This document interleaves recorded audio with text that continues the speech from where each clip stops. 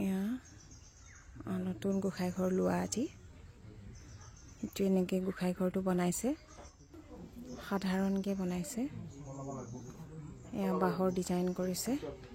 দাদা আৰু ভতিজাটোৱে বাপেক পুতেকে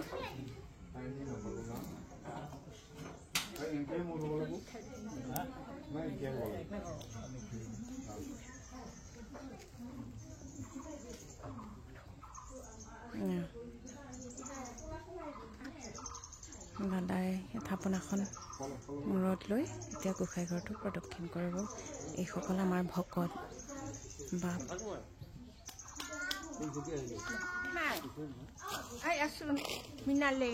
এইজন হ'ল কৃষ্ণ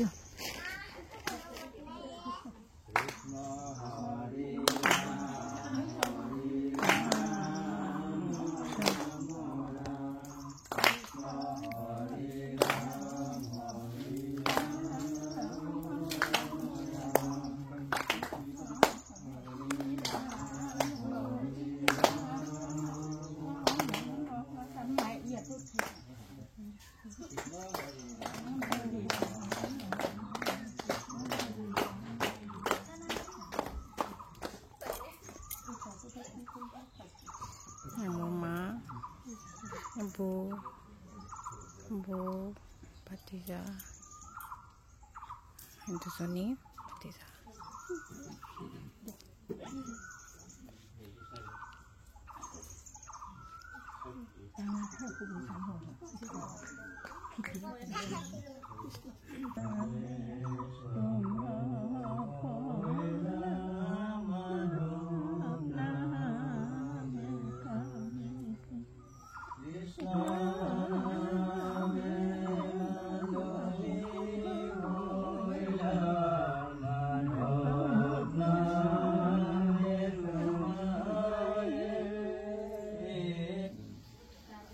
পাপ মূৰ শোক নাশ ভগৱন্ত শোক বৃত্তি নুহি অৱশ্যে বিধি মানি তিনি প্ৰকাৰ ভক্তি কৰিলে সাত্বিক বুলি নিশ্চয় মই কহিলো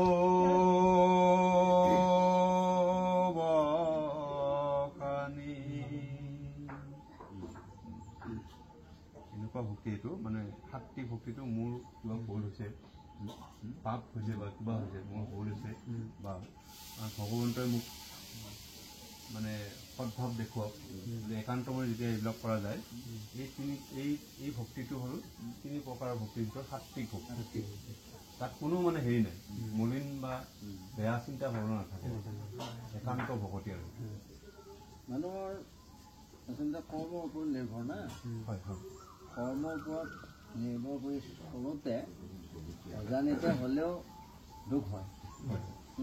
আমি দুখ কৰিম বুলি নকৰিলেও দুখ হয় এতিয়া সেই দুখ কৰি পাওঁতে ই ভুলতে কৰিলে বা নাজানতে কৰিলে কিন্তু পিছত যায় তাৰ অনুভৱ এটা হয় যে মই কামটো এনেকে ভাল নকৰিলো সেই অনুতাপটো যেতিয়া আহিব তেতিয়াই সেই তেওঁৰ দুখটো খণ্ডন হয় আৰু সেই উদ্দেশ্যক লৈয়ে যদি মোৰ দুখটো খণ্ডন হ'ব লাগে মোৰ এনেকুৱা অজানিতে হ'ল সেইকাৰণে মোক কৃপা কৰিব লাগে এই ভাৱটো যদি ৰাখি যে ভক্তি কৰে সেইটো সাত্বিক ভক্তি কাকো শিক্ষা কৰিব খোজা নাই মানে পৰৰ উপকাৰ নোহোৱাকে কৰা যায় প্ৰতিমা পূজয় আৰু ভেদ ভাৱ দৰিখন তিনিটো সমান কয় উত্তম মধ্যম ক্ৰমে তামসাদি ভক্তি মাজে তিনি তিনি মতে ভেদ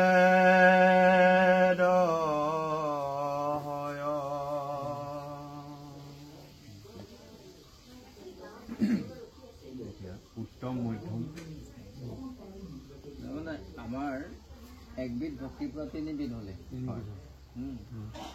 তামসিক ৰাজসিক আৰু সাত্বিক কিন্তু এই তিনিটা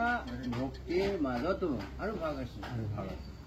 কি ভাগ আছে আৰু তিনিবিধ ভাগ আছে কি উত্তম মধ্যম আৰু অধম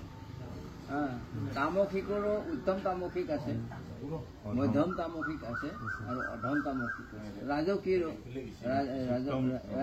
তাৰো উত্তম ৰাজসিক শক্তি আছে মধ্যম ৰাজসিক শক্তি আছে তামসিক অধম তাৰপিছতে আকৌ সাত্বিকৰো তিনিটা উত্তম সাত্বিক মধ্যম সাত্বিক আৰু অধম সাত্বিক এনেকে আকৌ তিনিবিধ ভাগ হৈ আছে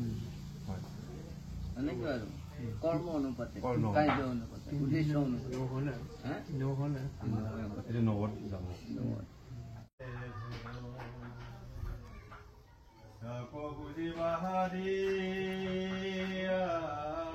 মানে এনেকৈ